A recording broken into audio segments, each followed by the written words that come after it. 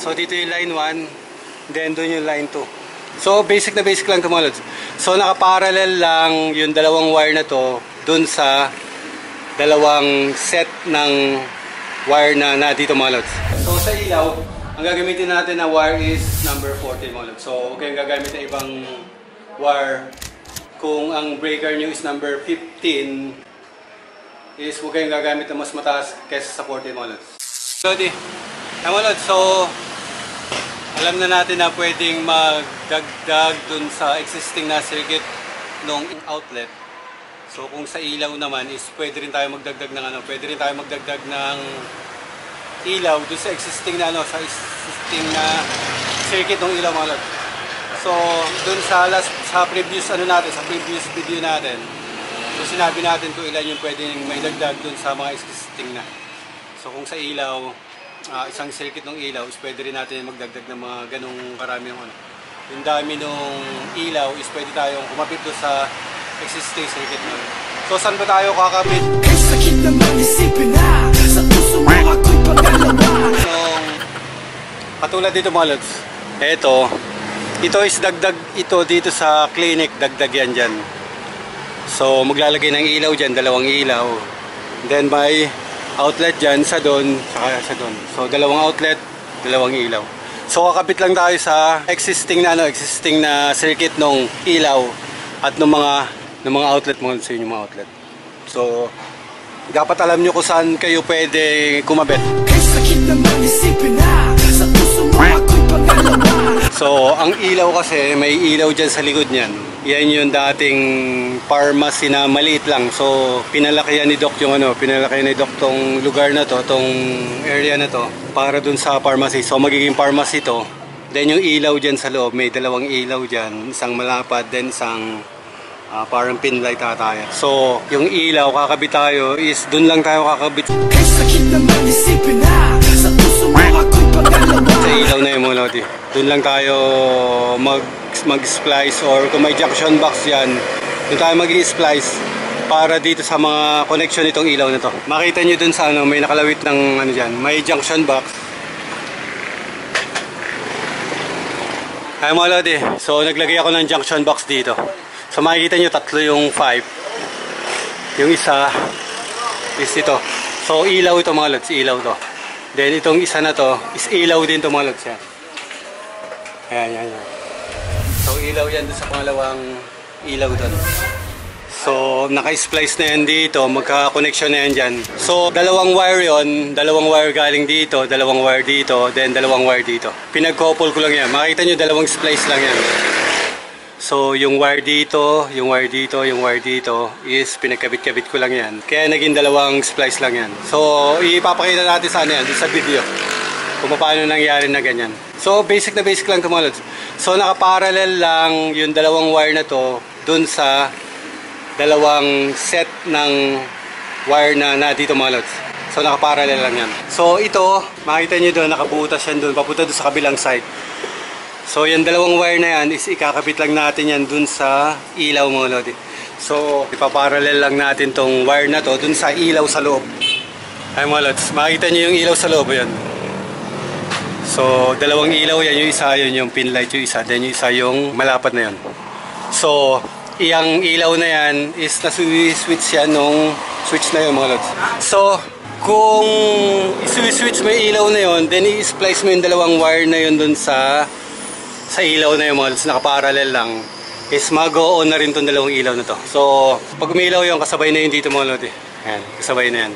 So yun yung ilaw na ilalagay dito sa na yan. Ayan, yung ilaw na yan. So yung malapad, fluorescent fluorescent tube to na LED na ata to. Parang LED na yan. Ito pala. Tama, LED na yan, LED na yan. LED louvers. So Akari yung brand. So yan yung lalagay na ilaw dito. So additional na ilaw to para dito sa same circuit nung circuit itong ilaw na ito mga lodi. So i-splice lang natin parallel, then yun lang, naka-parallel lang yung mga splice nyan para kung i-on yung switch doon, ilaw na rin tong ilaw na ito mga lodi. Ay mga lodi, so yung outlet ayun, isang outlet, ito yung isang outlet, may wire na yan.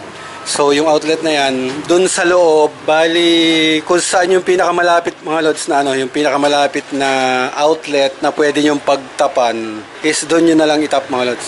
So sa likod nito is merong outlet dyan. So pag tinibag itong ano na to, pag tinibag na tong lugar na to, is makaka-penetrate na yung pipe natin papunta doon sa outlet doon sa ano, sa loob. So ayun mga lodi.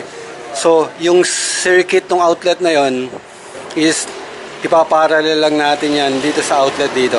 So ganun lang yung mga diskarte yan mga lods. So hindi naman malaking ano to, hindi naman malaking o marami yung dinagdag natin. So dalawang ilaw lang, yung dalawang ilaw sa circuit ng ilaw. Then ito dalawang outlet. Isa yon, then isa to. So dalawang outlet para do sa circuit ng outlet na existing na do sa loob mga lods. Kaya mga lodi, so yung wire na yan is doon lang natin kakabit yan. So nakaparallel lang yung ilaw na yan, yung ilaw na to doon sa box na yon, papunta doon sa loob. Kaya mga lods, so nakalagay na yung ano, itong fixture nung fluorescent. So itong fluorescent na to is LED na to mga lods, LED.